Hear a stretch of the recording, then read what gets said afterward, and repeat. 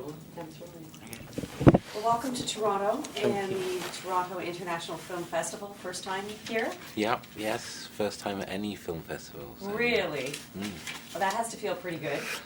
Depends how well you're doing, really, or or your capacity for enjoyment.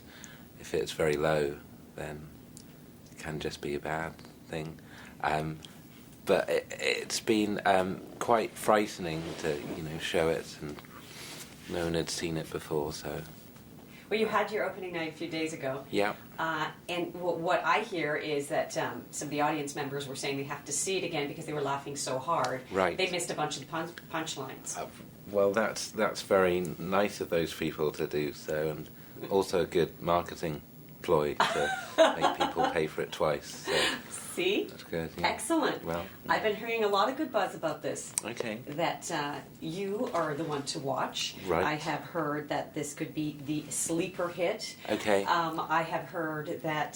Does a sleeper hit mean that it just never wakes up and no one really sees it? Is that? I don't think so. Okay, right. Okay. Sleeper hit means that, hey, when you least expect it, not that Okay. we least expected it to Okay, be, but right. it could be like the big Okay, hit. like Avatar. There you go. Exactly. Something okay. like that. Sure. Yeah. Well, those are very nice things. The other thing I read, there was a headline in the paper that said, buyers are diving for Submarine. Have you sold Right. it yet?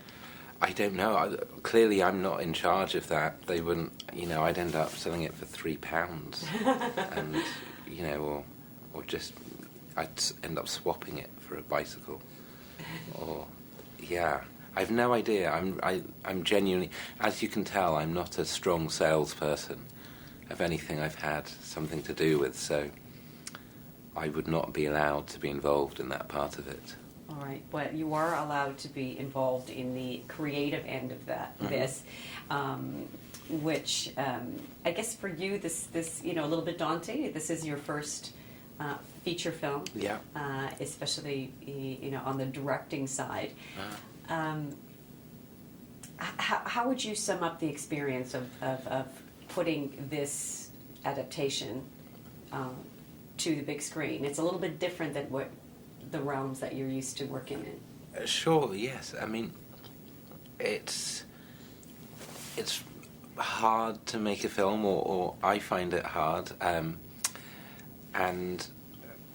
but there are many people who are helping and who are far better qualified than you, and you have, in the case of this, you have very amazing crew and actors who I really liked and thought were great, and thought had very good music, and the score was good, and the songs by Alex Turner were really good, and so it's trying to somehow funnel all of those things into something that isn't too injurious and disastrous is the aim, really. To try and eliminate the percentile point of error that, creeps into everything. The film is about... That will be on the poster, by the way. That's my pitch. That's the tagline. Yeah. Attempt to reduce the percentile point of error. 3 stars. All right, make sure you put it in capitals so Yeah, we can sure. all see it Exactly, clearly. yeah. Okay. It's about adolescence. Always a fun place to go, but these adolescents a little bit different than the stereotypical teenagers we usually see. Sure. A little bit quirky, a little bit odd. Can you tell us about Oliver, first of all? Because he really is the film, correct? Yeah, I mean, Oliver is a quite self-obsessed and self-regarding 15-year-old, and what I liked from the novel is that he's quite mean-spirited in some senses, and he somehow thinks that he can get out of things by being able to describe them and comprehend them, and that somewhat exempts him from having any moral responsibility. And I don't know, it seemed like a different type of character, even though I guess it's a well-mined area. And I think Craig, the actor who plays him, Craig Roberts, is great and sort of very individual and has a specific comic timing that I think is very good. So. Is it tough to find? He was the second person we... no, he was, yeah. it was a long. I think it took about 4 months of auditioning people, and he was great, and we were just very lucky to find him, because it would have been impossible, without someone as good as him. How did you work with these youngsters? How did you direct? How would you describe your style of directing? Generally, I like to just say the whole scene in front of them and say, do it exactly like that, and don't screw it up, and go. That's what I do. And I think they find that helpful. I think they find that supportive. And, it's intimidating once I've acted it out in advance, for them, but you set the bar there and just hope they can reach it. So. I did hear that you spent a lot of time with them. Yeah. I mean, it's... Let's get to the real guts of the story here. It takes a long time to act out every scene and have them, slavishly copy it, so it took a while.